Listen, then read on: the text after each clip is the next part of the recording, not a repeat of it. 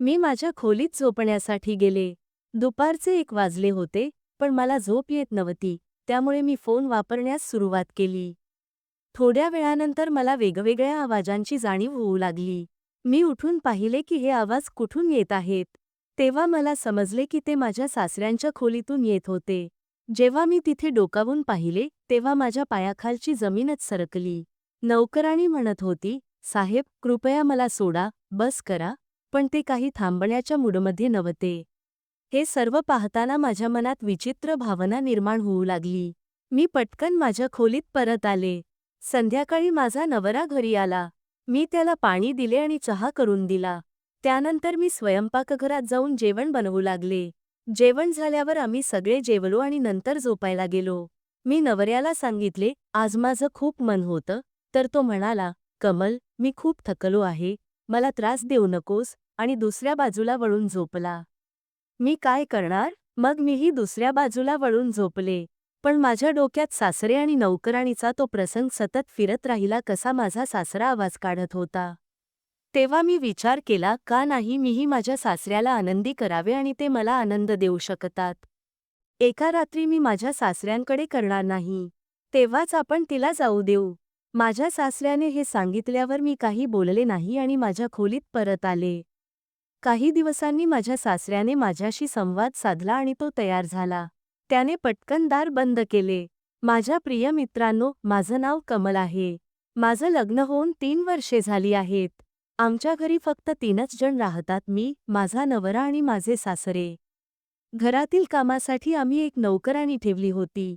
जेव्हा माझं लग्न झालं, तेव्हा मी नवऱ्याला सांगितलं होतं की आता या नौकराणीची गरज नाही, कारण मी घरातली सर्व कामं स्वतः करेन." त्यावर माझ्या नवऱ्याने सांगितलं, "डॅडीजींना विचारावं लागेल, कारण ती त्यांची खूप सेवा करते." माझ्या सासऱ्यांना नेहमी काळे चष्मे लावण्याची सवय होती, कारण त्यांना कमी दिसायचं. मी नवऱ्याला म्हटलं, "मग तुम्ही पप्पांशी बोला." नवरा म्हणाला, "मी नाही विचारू शकत, तुलाच त्यांना विचारावं लागेल. जर तुला वाटत असेल तर तूच बोल." मी म्हणाले, "ठीक आहे, मी विचारते." मी सासऱ्यांच्या खोलीत गेले आणि त्यांना सांगितलं, "पप्पाजी, आता मी घरातलं सगळं काम स्वतःचं करेन. तुम्हाला जेवणही मीच देईन, स्वच्छता आणि बाकीची सगळी कामं मीच सांभाळेन. त्यामुळे आता ही नोकराणी काढून टाका." सासरे म्हणाले, "बेटा, तू नुकतीच घरात आली आहेस, पण ही नोकराणी गेली 2 वर्षांपासून आमच्या घराची सेवा करत आहे. आपण तिला कसं काढू शकतो? जेव्हा ती स्वतः सांगेल की तिला काम करायचं नाही, तेव्हाच आपण तिला सोडू." येत नव्हती, म्हणून मी फोन वापरण्यास सुरुवात केली. मी सासऱ्यांना सांगितलं, "पप्पाजी, जेव्हा मी स्वतः इथे आहे, तर आपण तिच्यासाठी जास्त पैसे का द्यायचे?" सासरे म्हणाले, "जे मी सांगितलं ने, तेच अंतिम आहे. यावर पुढे कोणतीही चर्चा नको. आता तू जाऊ शकतेस." मित्रांनो, ती नौकराणी मला पहिल्यापासूनच हुशार आणि चतुर वाटत होती. मला काहीतरी संशयास्पद वाटत होतं. मला असं वाटायचं की तिचा आणि माझ्या सासऱ्यांचा काहीतरी संबंध आहे. नाहीतर ती त्यांचे पैसे वापरत असेल किंवा काहीतरी वेगळंच सुरू असेल. मी ठरवलं की याचा शोध लावायचाच. जेव्हा मी तिचं काम पाहायचे, तेव्हा ती बहुतांश वेळ सासऱ्यांच्या खोलीतच असायची. मी यावर माझ्या नवऱ्याशीही बोलले. मी त्याला सांगितलं, "आपली नौकराणी नेहमी पप्पाजींच्या खोलीतच असते. केव्हाही बघ, तर ती त्यांची खोलीच साफ करत असते." माझ्या नवऱ्याने उत्तर दिलं, "अमन, तिला पप्पाजींची सेवा करत 2 वर्षे झाली आहेत. आता तिला सगळं माहिती आहे, पप्पाजींना केव्हा जेवण द्यायचं, केव्हा वॉशरूमला जायचं, केव्हा झोपायचं. म्हणूनच ती जास्त वेळ तिथे असते." मित्रांनो, एके दिवशी दुपारी मी सगळी कामं आटोपून झोपायचं ठरवलं. मी माझ्या खोलीत झोपण्यासाठी गेले, पण त्या दिवशी मला झोप लागत नव्हती. पाहते की काय सुरू आहे. माझ्या मनात अचानक विचार आला की का नाही मी जाऊन पाहते की आपली नौकराणी काय करत आहे. मी हळूच स्वयंपाकघरात गेले, पण ती तिथे नव्हती. मग मी ड्रॉइंग रूममध्ये पाहिलं, पण तिथेही नव्हती. मग मला वाटलं की ती नक्कीच माझ्या सासऱ्यांच्या खोलीत असेल. मी हळूहळू सासऱ्यांच्या खोलीकडे गेले. खोलीजवळ पोहोचल्यावर मी ऐकलं की दोघंही आपसात बोलत होते. मी शांतपणे त्यांच्या बोलण्याकडे कान लावून ऐकू लागले. नौकराणी माझ्या सासऱ्यांना म्हणत होती, "मला आज संध्याकाळी काही काम आहे." माझ्या सासऱ्यांनी उत्तर दिलं, "तू पैसे तर घेतलेस, आता मला आनंदी करशील की नाही?" हे ऐकून माझ्या पायाखालची जमीनच सरकली.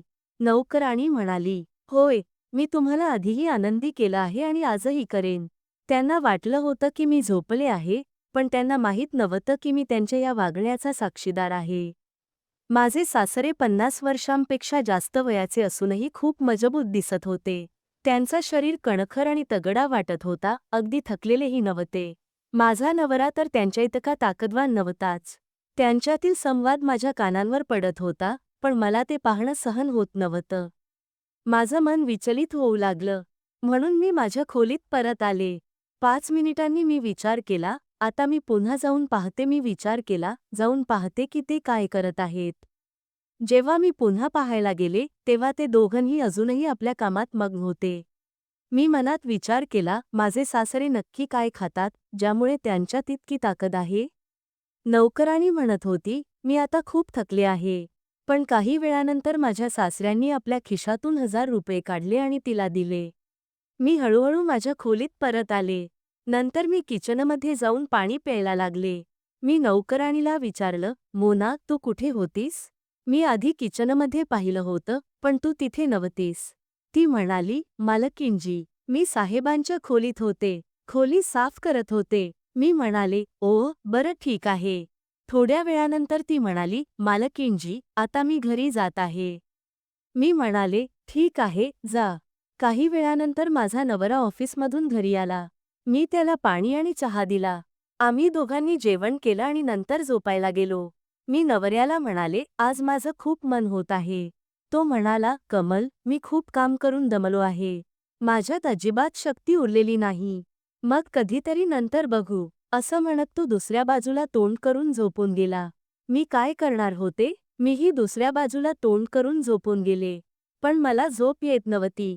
माझ्या मनात सतत तीच दृश्य फिरत होती, माझ्या सासऱ्यांची आणि नौकराणीची. मी त्याचा विचार करत पागल होत होते. मी विचार करत होते की माझ्या सासऱ्याला एक संधी का द्यायची नाही? कारण माझा पती मला आनंदी करू शकत नव्हता. दुसऱ्या दिवशी सकाळी 9:00 वाजता माझा पती कामावर गेला. मग मी विचार केला की नोकराणी येण्यापूर्वी सर्व कामे का पूर्ण करून टाकू नयेत? कारण नोकराणी 11:00 वाजता कामावर येते. त्याचबरोबर मला माझ्या सासऱ्यालाही एक संधी द्यायची होती की तो माझ्याबद्दल काय विचार करतो. मग मी सासऱ्याच्या खोलीत झाडू लावायला गेले. माझे सासरे मला बघत होते.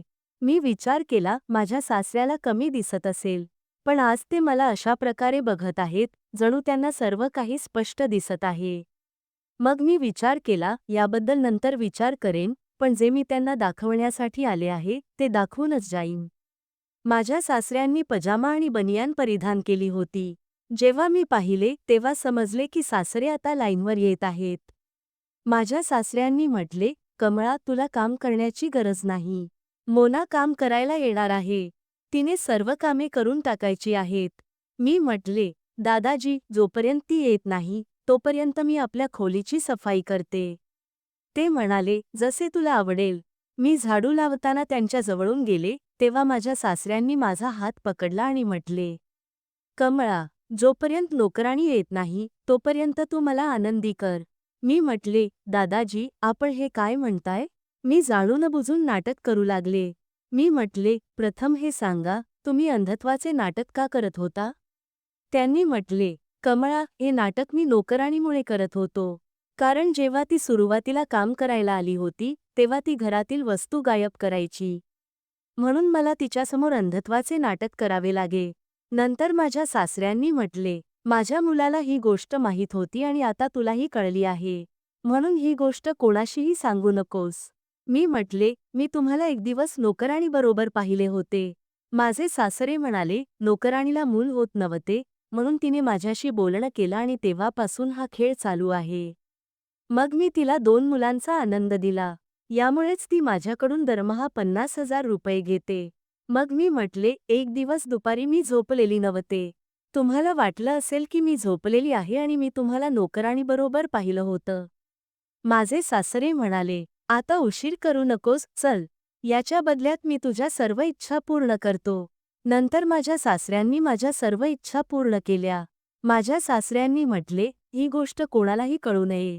मी म्हटले, कळणार नाही. थोड्या वेळानंतर नोकराणी घरी आली आणि म्हणाली, मॅडम, घराचं काम कोणी केलं? मी तिला म्हटले, आज मी लवकर उठले होते आणि विचार केला की का नाही लवकर कामं संपवू. लवकर सारे काम निपटवून दुपार झाल्यावर मी माझ्या खोलीत पडले होते. थोड्या वेळाने मला काही आवाज ऐकू आले. जेव्हा मी उठून बघितले तेव्हा नोकराणी माझ्या सासऱ्याच्या खोलीत होती.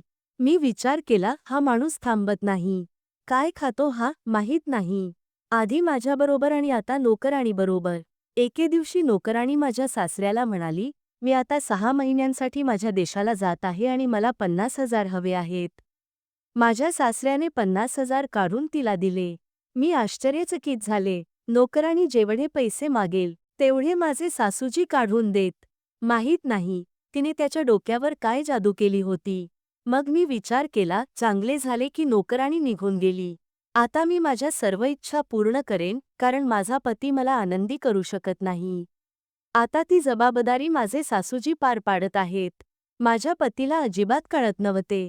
ते सकाळी 9:00 वाजता कामावर जात आणि रात्री 9:00 वाजता परत येत. त्यांच्या जाण्यानंतर मी माझ्या सासऱ्याच्या खोलीत जायची. धन्यवाद, मित्रांनो. आशा करते की तुम्हाला आमची ही कथा आवडली असेल.